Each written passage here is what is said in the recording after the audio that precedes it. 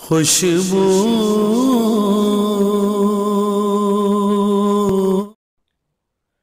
بسم اللہ الرحمن الرحیم الصلاۃ والسلام علیک یا رسول اللہ وعلی آلک واصحابک یا حبیب اللہ۔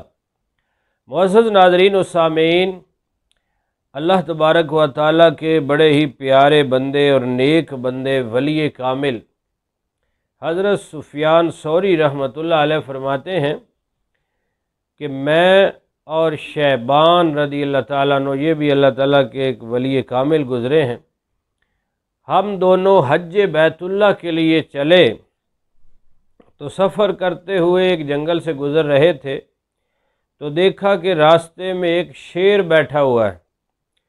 تو میں نے شیبان سے کہا کہ دیکھو یہ تو شیر راستے میں بیٹھا ہوا ہے۔ تو وہ فرمانے لگے کہ آ جاؤ، کچھ نہیں ہوگا۔ تو جب اس شیر کے پاس پہنچے تو شیبان نے اس شیر کو کان سے پکڑا اور اس کا کان دبا کے کہا، کیوں لوگوں کا راستہ روک کے بیٹھا ہے، چل راستے سے دور ہٹ جا۔ وہ اپنے سر کو جھکاتا ہوا، دم ہلاتا ہوا دوسری طرف چل دیا۔ حضرت سفیان ثوری رحمۃ اللہ علیہ فرماتے ہیں کہ میں نے شیبان سے کہا کہ واہ کیا کمال ہے یار تمہارا، کہ تمہاری حکومت تو شیر پر بھی ہے، کہ شیر کو تم نے کہا اور وہ بڑی عاجزی کے ساتھ گردن جھکا کے دم ہلاتا ہوا چلا گیا۔ تو شیبان فرمانے لگے کہ اے سفیان ثوری، یہ اللہ کا فضل ہے اور اس نے ہمیں یہ طاقت دی ہے، اگر شہرت کا خوف نہ ہوتا تو میں اس شیر پہ اپنا جو سارا سامان ہے نا اس کے اوپر باندھ دیتا اور یہ ہمارا سامان اٹھا کے مکہ مکرمہ تک جاتا، اس لیے چھوڑ دیا ہے شہرت کے خوف سے۔ تو یہ واقعہ ہمیں اللہ والوں کی شان بتا رہا ہے، اور ایسا ایک نہیں، سینکڑوں واقعات کتابوں کے اندر موجود ہیں جو اللہ تعالیٰ کا ہو جاتا ہے۔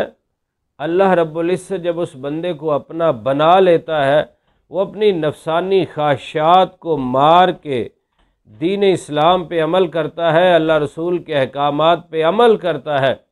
موتو قبل ان تموتو، مرنے سے پہلے مر جاؤ، نفسانی خواہشات سے وہ لوگ آزاد ہو جاتے ہیں، اپنے نفس اور شیطان پر غالب آ جاتے ہیں، نفس کو دبا لیتے ہیں۔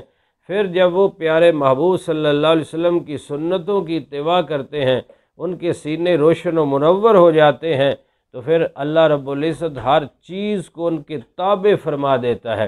بخاری شریف میں حدیث شریف موجود ہے، بندہ فرائض کے ذریعے میرا قرب حاصل کرتا ہے، جب وہ نوافل کے ذریعے میرا قرب حاصل کر لیتا ہے، میں اس کی آنکھیں ہو جاتا ہوں، میں اس کے ہاتھ ہو جاتا ہوں، میں اس کے پاؤں ہو جاتا ہوں۔ تو ایک طویل حدیث ہے جس کا تھوڑا خلاصہ اشارہ عرض کیا گیا۔ تو اب اس کے ان اعضاء کے اندر خدا کا نور، خدا کی طاقت اور قدرت کے جلوے آ جاتے ہیں، پھر ہر چیز اس کے تابع ہو جاتی ہے اور ان کی حکومت ہر چیز پر چلتی ہے۔ تو اس سے وہ لوگ بھی درس عبرت حاصل کریں کہ جو اللہ والوں کا مقابلہ کرنے کی کوشش کرتے ہیں اور انہیں اپنے اوپر سوچتے ہیں کہ ہم یہ نہیں کر سکتے، وہ نہیں کر سکتے، تو کوئی بھی کچھ نہیں کر سکتا۔ اللہ رب العزت نے اپنے پیارے بندوں کی شان قرآن مجید میں بھی بیان فرمائی ہے، الا ان اولیاء اللہ لا خوف علیہم ولا هم یحزنون۔ فرمایا الذین آمنوا وکانوا یتقون لہم البشری فی الحیات الدنیا وفی الآخرہ۔ انہیں نہ کوئی خوف ہے نہ غم ہے، اور وہ کامل الایمان مومن اور متقی پرہیزگار ہیں، اور ان لوگوں کے لیے دنیا کے اندر بھی خوشخبریاں ہیں اور آخرت کے اندر بھی خوشخبریاں ہیں۔ جب بندہ اللہ رب العزت کا ہو جاتا ہے، پھر اللہ تبارک و تعالی ہی اسے یہ کرامات اور طاقتیں عطا فرماتا ہے۔